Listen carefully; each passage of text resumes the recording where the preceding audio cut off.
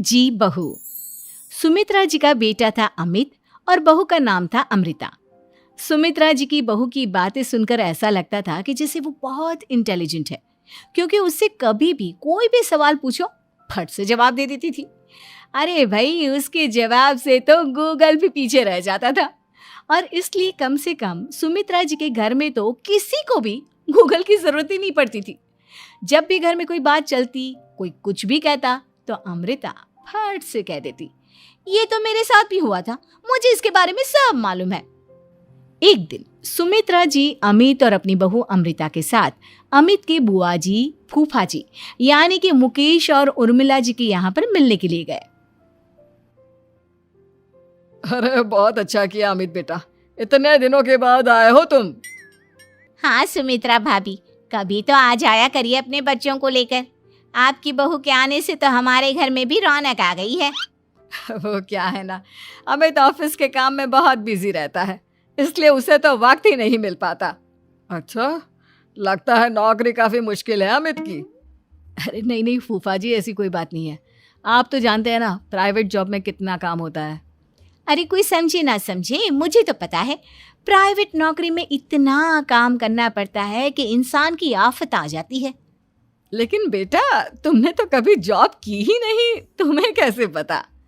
अरे जॉब नहीं की तो क्या हुआ मम्मी जी, सब जानती हूँ मैं। सबसे पहले ऑफिस में जाओ, वहां पर अपनी एंट्री डालो, उसके बाद दिन भर सिस्टम पर बैठकर काम करो। चारों तरफ कैमरे लगे होते हैं, आप अपनी नजर इधर की उधर नहीं कर सकते। उसके बाद दिन भर बॉस की चिक चिक सुनो, वो अलग से। यही सब होता है, मुझे ना सब पता है। अरे बहू रानी तो काफी इंटेलिजेंट है, हर बात की खबर है इसको। थोड़ी देर बाद, अब देखिए सुमित्रा भाभी, इतने दिनों के बाद आई हैं आप, खाना खाकर ही जाना, ऐसे तो मैं आपको जाने नहीं दूंगी।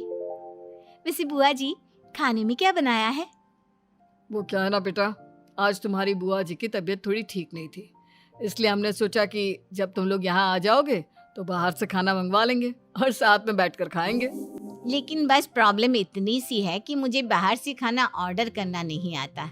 सोचा जब अमित आएगा तो उसी को बोल दूंगी। अरे मुझे आता है ना, मैं कर देती हूँ ऑर्डर। बताइए क्या क्या मंगाना है आपको? इटालियन, कॉन्टिनेंटल, इंडियन, पंजाबी, सब पता है मुझे। क्या बात है बहू, क्या घर में भी खाना रोज बाहर से ऑर्डर करती हो? अरे नहीं नहीं नहीं बुआ जी, ऐसी कोई बात नहीं है, बस मुझे ना सब पता है। कोई बात नहीं अमृता, मैं अपने फोन से ऑर्डर कर देता हूँ। अरे क्या बात है, आजकल ऑनलाइन डिलीवरी पर कोई ऑफर नहीं चल रहा है, वरना काफी पैसे बच जाते। कैसी बात करते हैं अमित, मैं कह रही हूँ ना मुझे सब पता है। मुझे एक बहुत अच्छा ऑनलाइन डिलीवरी वाला मालूम है, जहाँ पर 50% ऑफ मिल जाएगा। और आज तो वैसे भी फ्राइडे है ना, फ्राइडे को तो उस पर 50-70% ऑफर मिलता ही मिलता है। अरे क्या बात है, इसके बारे में तो मुझे पता ही नहीं था। अरे बेटा, जिस चीज के बारे में किसी को पता नहीं होता, हमारी बहू को पता होता है। एक काम कर, तू उसी को ऑर्डर करने दे। क्या बात है अमृता बेटा, तुम तो बहुत इंटेलिजेंट हो, सब कुछ जानती हो। कुछ दिनों के बाद सुमित्रा जी की कुछ सहेलियां उनसे मिलने के लिए आती हैं।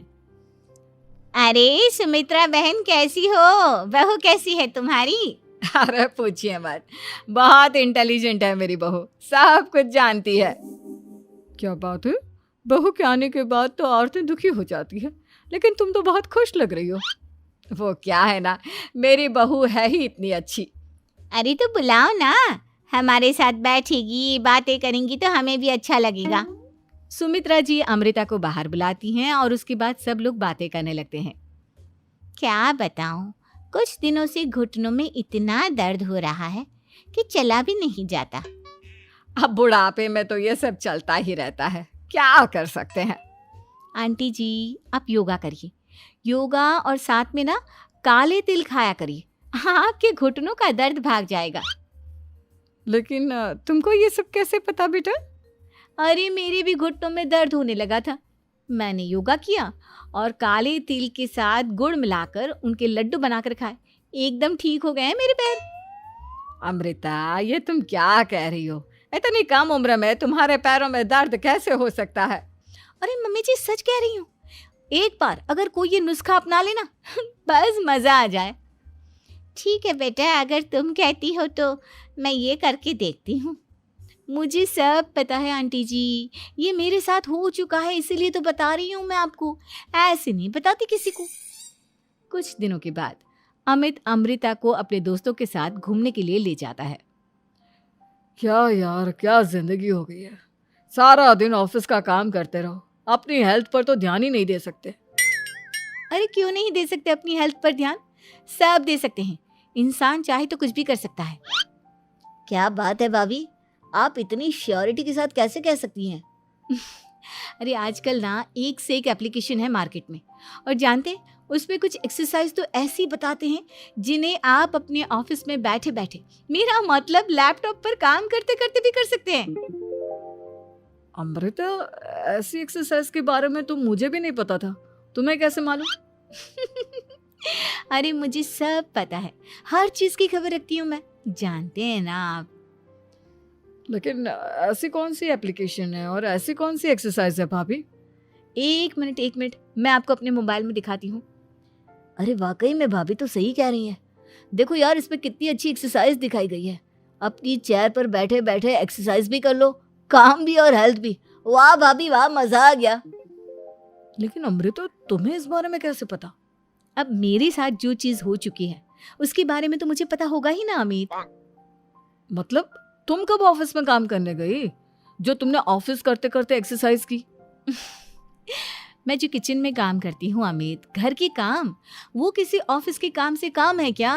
बस मैं भी वो सब करते करते इनमें से कुछ एक्सरसाइज ट्राई कर लेती हूँ, इसीलिए मुझे सब पता है। सही है यार, तुम तो बहुत इंटेलिजेंट हो। कुछ दिनों के बाद ये क्या है, एक दोस्त ने मेरे साथ एक मजाक किया है लेकिन समझ में ही नहीं आ रहा। अरे बेटा, तो अमृता से पूछ लेना, उसके पास कोई ना कोई जवाब जरूर होगा। ठीक कहती है मम्मी जी, मैं सब जानती हूँ। लेकिन अमृता, ये थोड़ा मुश्किल है, सोच लो। मेरे लिए कुछ भी मुश्किल नहीं, दुनिया की कोई भी पहेली हो मैं चुटकी में सॉल्व कर लेती हूँ। अच्छा ठीक है, देखो मेरे दोस्त ने मुझे एक खाली पेपर दिया है और कहा है कि इस पर उसने मेरे लिए कुछ मैसेज लिखा है। अब एक बात बताओ यार, खाली पेपर पर, आई मीन जिस पर कुछ भी नहीं लिखा हुआ, उसे मैं कैसे पढ़कर बताऊं? अरे बस इतनी सी बात, इसे तो मैं चुटकियों में सॉल्व कर दूंगी अमित। लेकिन कैसे बहू, इस पेपर पर तो वाकई में कुछ नहीं लिखा हुआ, एकदम खाली पेपर है, कैसे, क्या पढ़ोगी तुम? अमित, एक छोटा सा काम करो, जल्दी से एक मोमबत्ती लेकर आओ। अरे बहू, पेपर में आग लगाने का इरादा है क्या? नहीं मम्मी जी, इस पेपर पर अमित के दोस्त का लिखा हुआ मैसेज पढ़ने का इरादा है। अमित कैंडल लेकर आता है। अब ना बस इस पेपर को धीरे धीरे कैंडल के ऊपर घुमाते रहो, देखना 2 ही मिनट में मैसेज आपकी आंखों के सामने होगा। अच्छा ठीक है, मैं ऐसा करके देखता हूँ। 2 मिनट के बाद, अरे वाकई में इस पर तो अक्षर बनने लगे, लेकिन ये हुआ कैसे? और अमृता, तुम्हें कैसे पता? बहुत सिंपल है मम्मी जी, अमित के दोस्त ने नींबू के रस से मैसेज लिखकर उसे सुखा दिया। अब अगर मैसेज पढ़ना हो ना तो पेपर को आग के सामने ले जाओ और लेटर्स अपने आप उभर कर आ जाते हैं। वाह बहू, लेकिन तुम ये सब कैसे जानती हो? अरे मम्मी जी, जब मैं छोटी थी ना तो अपनी सहेलियों के साथ ऐसे ही गेम खेला करती थी। ये तो मेरे साथ कितनी बार हो चुका है, मुझे सब पता है। थैंक यू यार अमृता, तुम्हारी वजह से हमें कुछ भी सोचने की जरूरत ही नहीं पड़ती, तुम सब कुछ बता देती हो। कुछ दिनों के बाद सुमित्रा जी को अमृता के प्रेग्नेंट होने की खुशखबरी मिलती है और सुमित्रा जी अमृता को डॉक्टर के यहाँ लेकर जाती है। देखिए सुमित्रा जी, आपकी बहू की तबीयत बिल्कुल ठीक है, किसी भी तरह की चिंता करने की कोई ज़रूरत नहीं है। लेकिन हाँ, उनको आयरन वाली डाइट खाने की बहुत ज़रूरत है। ठीक है डॉक्टर साहब, आप बता दीजिए मैं अपनी बहू को क्या क्या खिलाऊं ताकि उसकी तबीयत ठीक रहे और आने वाले बच्चे की भी। अरे मम्मी जी, इसमें डॉक्टर से पूछने की क्या ज़रूरत है, किशमिश है, अनार है, पालक है, ये सब खाना चाहिए, आयरन का लेवल बिल्कुल बराबर रहता है। अरे वाह, आपकी बहू तो सब कुछ पहले से ही जानती है। ये तो बहुत अच्छी बात है। देखो, आयरन के साथ तुम्हें कैल्शियम भी खाना होगा। जानती हूँ मैं, अगर आयरन की खाली सप्लीमेंट लेते हैं और कैल्शियम नहीं लेते तो बॉडी उसे अच्छे से एब्जॉर्ब नहीं कर पाती। सब पता है मुझे। बहू ये भी मालूम है? हाँ मम्मी जी, आप तो जानती है ना, मुझे सब पता है। आपकी बहू की बातें सुनकर अच्छा लग रहा है। मुझे ऐसी बहुत कम लड़कियां मिलती हैं जिन्हें इतनी नॉलेज होती है, सारे सवालों के जवाब देती है। और हमारे इंडिया में तो वैसे भी हालात बहुत खराब है। बिल्कुल ठीक कह रहे हैं आप डॉक्टर साहब, लेकिन मैं उन लड़कियों की तरह नहीं हूँ। बहुत ख्याल रखती हूँ मैं हर चीज़ का। और जानती हैं आप, हमारे घर में तो किसी को किसी चीज़ के बारे में गूगल करने की ज़रूरत ही नहीं पड़ती। बिल्कुल ठीक कह रही है अमृता। अरे कुछ भी पूछ लो इसे, सब पता होता है। अरे वाह, तुम तो बड़ी कमाल की लड़की हो। चलो, ये तो बहुत अच्छी बात है, लेकिन फिर भी डॉक्टर की सलाह पर पूरा ध्यान देना चाहिए। वैसे क्या चाहिए तुम्हें, बेटा या बेटी? अरे डॉक्टर साहब, कुछ भी हो जाए, बस बच्चा अच्छे से हो जाना चाहिए। मुझे तो दोनों में से किसी से कोई भी परेशानी नहीं। और सुमित्रा जी, आप? डॉक्टर मैडम, मुझे तो लड़के और लड़की में कभी भेद करने की आदत ही नहीं है। पोता आए या पोती, मेरे लिए तो दोनों एक बराबर है। सुनकर अच्छा लगा। वैसे आप जानती हैं, हमारे यहाँ पर तो लोगों को बड़ी बेचैनी रहती है ये जानने की कि पेट में लड़का है या लड़की, लेकिन विदेशों में ऐसा नहीं होता। हाँ, वहाँ पर तो सब कुछ पहले से ही बता देते हैं ना। ये भी कोई बात हुई भला? लेकिन तुम्हें कैसे पता कि वहां पर सब कुछ पहले ही बता देते हैं? अच्छा हाँ, तुम तो सब कुछ पहले से ही जानती हो ना। तुम्हारे साथ तो सब कुछ पहले से ही हो चुका होता है। नहीं मम्मी जी, ये तो मेरे साथ पहली बार हो रहा है, इसलिए मैं ये डायलॉग नहीं बोल सकती। अमृता की बात सुनकर सुमित्रा और डॉक्टर दोनों हंसने लगे।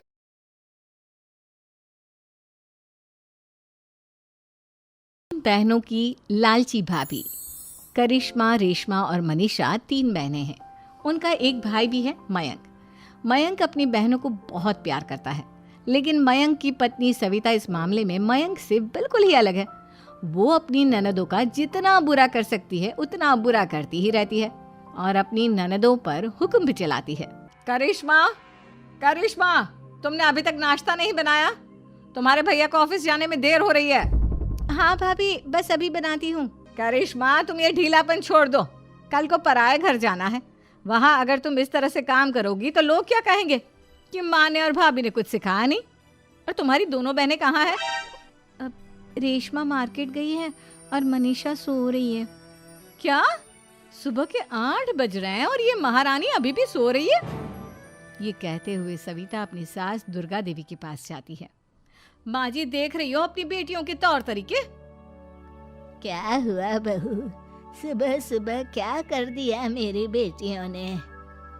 अरे एक तो अभी अभी उठकर किचन में गई है, दूसरी सुबह सुबह बाहर चली गई और तीसरी अभी तक सो रही है। क्या करूं मैं इन तीनों का, मैं तो परेशान हो गई हूँ।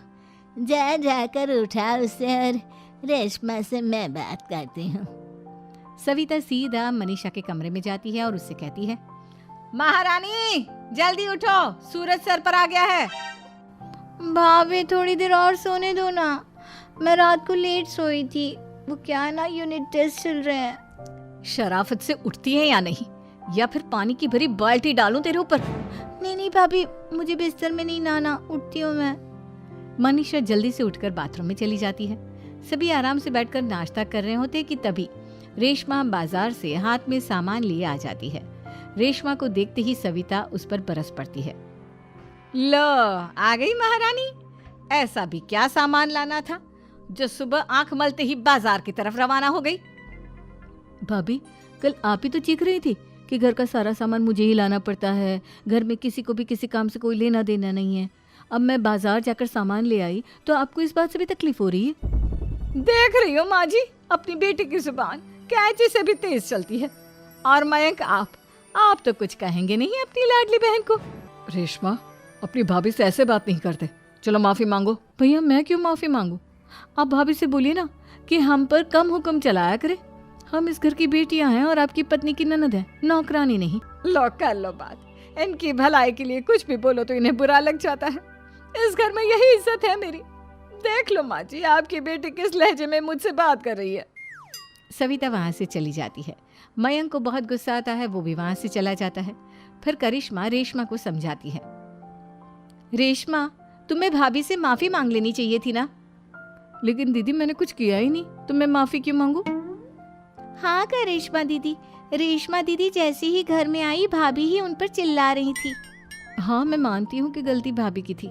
मैं तो इसलिए बोल रही हूँ कि भाभी ने माँ को तो पूरी तरह अपने वश में कर लिया है। वो हमारी बात सुनती ही नहीं। मयंक भैया हमारे लिए हमेशा खड़े रहते हैं, इसलिए उनकी बात का मान तो तुम्हें रखना चाहिए था ना। कोई फायदा नहीं दीदी, कुछ दिनों की बात और है, भाभी उन्हें भी हमारे खिलाफ भड़का देंगी। फिर वो भी माँ की तरह हमारी किसी बात का विश्वास नहीं करेंगे।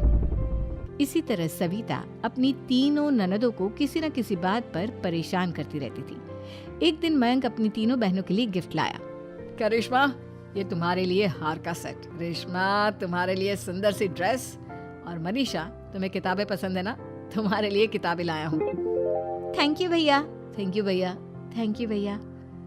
करिश्मा, तुम्हारा नेकलेस कितना सुंदर है, ये भैया कहाँ से ले आए होंगे? मैंने भैया को 3 दिन पहले फोन पर ये डिजाइन दिखाया था और आज भैया ये ले आए।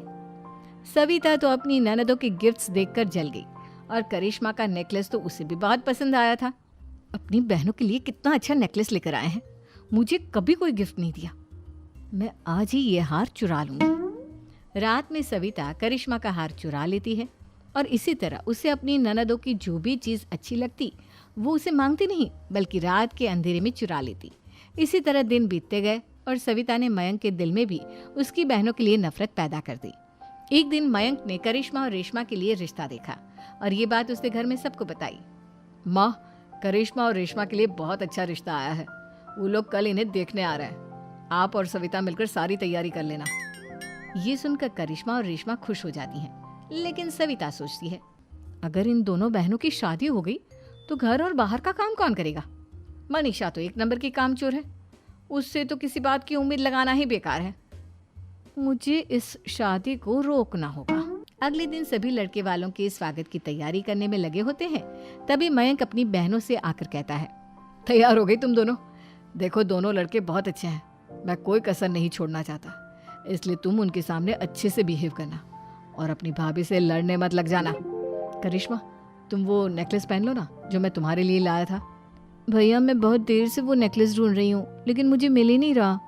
क्या तुमने नेकलेस खो दिया? तुम्हें पता भी है वो कितना महंगा था, तुम कोई काम ढंग से नहीं कर सकती। मयंक गुस्से में वहां से चला जाता है। थोड़ी देर बाद लड़के वाले भी आ जाते हैं। वो दोनों बहनों को पसंद कर लेते हैं और रिश्ता पक्का हो जाता है। लेकिन सविता के दिमाग में तो कुछ और ही खिचड़ी पक रही थी। वो पंडित जी के पास करिश्मा की कुंडली लेकर जाती है और उन्हें पैसे देकर करिश्मा की कुंडली बदलवा देती है। जब लड़के वालों के पास करिश्मा की कुंडली जाती है तो वो दुर्गा को फोन करते हैं। बहन जी, हमने करिश्मा की कुंडली अपने पंडित जी को दिखाई थी। आपकी बेटी की कुंडली नहीं बल्कि दोषों का पिटारा है। देखिए, मैं और मेरे पति इन सब बातों में बहुत विश्वास करते हैं, इसलिए हम आपकी बेटी से अपने बेटे की शादी नहीं करा सकते। इस तरह करिश्मा का रिश्ता टूट जाता है और सभी घर वालों को बहुत दुख होता है। अब कविता सोचती है, चलो करिश्मा का तो रिश्ता टूट गया, अब रेशमा का भी रिश्ता तोड़ना है। क्या करूं? अब सविता आवाज बदलकर किसी अननोन नंबर से रेशमा के होने वाले ससुराल में फोन करती है। हेलो, मैं कौन हूँ कौन नहीं ये आपके लिए जानना ज़रूरी नहीं, बस इतना सुन लो कि रेशमा का 2 साल से किसी के साथ अफेयर चल रहा है। बस रेशमा का रिश्ता तोड़वाने के लिए सविता का इतना कहना काफी था। अब रेशमा का भी रिश्ता टूट गया। मयंक और दुर्गा देवी ने रेशमा को खूब खरी खोटी सुनाई और उससे बार बार उस लड़के के बारे में पूछने लगे। आप दोनों मुझे क्यों परेशान कर रहे हो? अरे कोई लड़का होगा मेरी लाइफ में तो मैं बताऊंगी ना, जब कोई है ही नहीं तो कहाँ से लाऊं मैं कोई लड़का? तो तेरे होने वाले ससुराल वालों को फोन किसने किया था? माँ, मैं नहीं जानती किसने फोन किया था, मैं सच कह रही हूँ। मैं तो पहले ही कह रही थी इसकी लगाम खींच कर रखो, लेकिन मेरी सुनता ही कौन है। आप चुप रहिए भाभी, ये सब आपका ही किया धरा है। अब तीनों बहनों को विश्वास हो जाता है कि ये सब उनकी भाभी ही कर रही है। तीनों बहनें अपनी भाभी को सबक सिखाने के लिए एक वकील कर लेती है और घर में हिस्सा मांगना। देखो भैया, माँ बाप की जायदाद में जितना बेटों का हक होता है उतना ही बेटियों का। इसलिए इस घर के 4 हिस्से होंगे और हमें अपना हिस्सा चाहिए। मैंने तुम्हारे लिए क्या क्या नहीं किया और तुम इस घर में हिस्सा मांग रही हो? भैया, आप और माँ हम बहनों की कोई बात नहीं सुनते हो और भाभी हमारी शादी नहीं होने देगी क्योंकि उन्हें लगता है कि आप हमारी शादी में ज्यादा पैसा लगाओगे और उन्हें हम जैसी फ्री की नौकरानी कहाँ मिलेगी। तो हम भाभी के साथ तो रह नहीं सकते। हम बहनों को अपना हिस्सा चाहिए। अरे तुम्हें शर्म आनी चाहिए अपने भाभी पर ऐसा इल्जाम लगाते हुए। वो तुम्हारे बारे में कितना सोचती है। हाँ माँ, भाभी हमारे बारे में बहुत सोचती है। दिन रात बस यही सोचती रहती है कि किस तरह से अपनी तीनों ननदों को परेशान करूं और कभी मुझे पढ़ने भी नहीं देती। दोनों बहनों का रिश्ता भी तो इन्होंने ही तोड़वाया है और रात में हमारे कमरे में आकर हमारी चीजें भी चुराती हैं। इसी तरह सविता की तीनों ननदें अपनी बात पर अड़ी रही। अब कोर्ट में तारीख भी शुरू हो गई। जब सविता को लगा कि उसकी तीनों ननद इतनी आसानी से नहीं मानने वाली, तो उसने अपने पति और सास को सारी सच्चाई बता दी और अपनी तीनों ननद से माफी मांगी। मयंक और दुर्गा को भी अपनी गलती का एहसास हो गया। अब सविता खुद करिश्मा और रेशमा के लिए अच्छा रिश्ता ढूंढती है और उनकी शादी करवा